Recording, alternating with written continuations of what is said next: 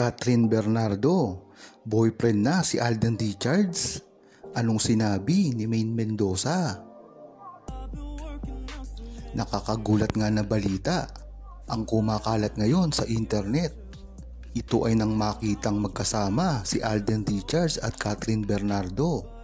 At nangyari na nga, sinurpresa ng isang kaibigan si Catherine Bernardo at habang ito ay palalayo, dito na nangyari ang hindi inaasahan, ang pagsasabi niya ang boyfriend mo.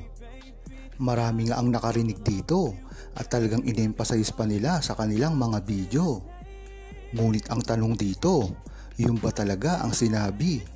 O talagang nagkamali lang sila ng meaning dahil medyo malabo ito? Panoorin natin ang video.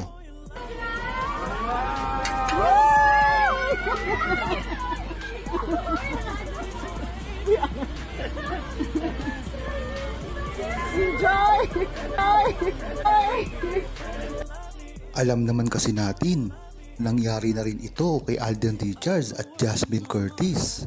Kung matatandaan nyo, talagang mas matibay pa at hayag na hayag ang ginagawa ni Jasmine Curtis at Alden Richards sa publiko. Ito ay ang talagang paghahalikan nila sa likod ng kamera. Ang pagsasayaw ni Jasmine Curtis kay Alden Richards at ang pagsasabi nito na talagang boyfriend niya si Alden. Ngunit pagkatapos ng kanilang proyekto ay ito ay naging baliwala na lamang lahat. Yan talaga ang realisasyon ng buong Aldab Nation na kahit sino pa o anumang balita ang kumalat patungkol kay Alden Richards at sa ibang mga ka-leading lady niya, sa bandang huli ay hindi naman ito nagtatagumpay or walang katotohanan. Ayon kay Mildred Lapus, dapat nga ay magsalita na rin si Maine Mendoza sa nangyayari sa kanilang dalawa ni Alden Richards dahil hanggang ngayon ay napakarami pa rin na paninira ang talagang bumabalot sa kanilang relasyon. Isa na nga rito ang mga issue patungkol kay Alden Richards at sa napapabalita na siya na ay ang boyfriend ni Catherine Bernardo na wala namang sapat na dahilan o katibayan ang bumubuo dito. Ang mahalaga dito ay talagang nandyan si Maine Mendoza at Alden Richards para sa isa't isa. Kung matatandaan nyo, ay talagang ganyan naman talaga ang nangyayari kay Maine Mendoza at Alden Richards sa simula pa lamang. Napakaraming kontrobersya na rin ang bumabalot sa kanila. Hindi lang patungkol sa mga leading lady nila o leading men, kung hindi sa mga totoong buhay na rin. Marami naman kasing nakakasama si Alden Richards na mga katrabaho niya, lalong-lalo na ay parte siya ng GMA. Kaya kung mapapansin mo, lahat na lamang ang mga babae ay gusto siyang makatrabaho. Kung talagang titignan mo lamang sa internet, kahit ang mga Viva Max babes pa at ilan sa mga artista ng ABS-CBN at mga independent artists ay walang ibang gustong makatrabaho kung hindi si Alden Richards. Kaya diyan mo palang mapapatunayan na talagang marami ang nagkakagusto na kay Alden Richards at marami na rin nagtitwist kung ano talaga ang mga totoong nangyayari at sinasabi ng mga kababaihan sa kanya. Kung papansinin mo nga, isang tingin mo lamang sa internet ay napakarami mo nang makikita na gustong maging boyfriend si Alden Richards. Tinatawag siyang maging boyfriend, tinatawag siyang asawa at iba't iba pa. Kaya hindi na rin malayo na ganyan ang nangyayari kay Alden Richards at Maine Mendoza ngayon.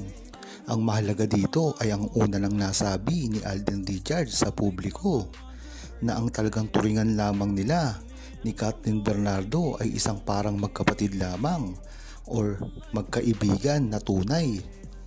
At isa pang pagkakataon, kung talagang may relasyon si Alden Richards at Catherine Bernardo ay hindi na maaaring magsama pa si Catherine at Maine Mendoza. Ngunit nakikita pa rin ito na magkasama. Ibig sabihin na lang nito ay hindi sila nagsusulutan sa isa't isa. Kaya dyan mo palang mapapatunayan na talagang hindi totoo ang mga balita na mag-asawa or may relasyon si Catherine Bernardo at Alden Richards. Ayon naman kay Boko Tanamo, humaharap nga ngayon sa matinding pagsubok si Alden Richards at Maine Mendoza, lalong-lalo na ngayon. Talagang marami ang bumabatiko sa kanilang relasyon. Hindi nga nila maitago ito sa publiko, dahilan na rin na talagang kahit pribado pa ang gawin nila ay talagang inuungkat ito ng kanilang mga bashers at hindi sila makakatakbo dito, lalong-lalo na si Alden Richards na hanggang ngayon ay nagpo-promote pa rin ng kanyang movie. Talagang kahit anong asahan mo ay talagang masisira at masisira din nila si Alden Richards at Maine Mendoza. Ang mahalaga lang dito ay hindi nila ito pinapansin.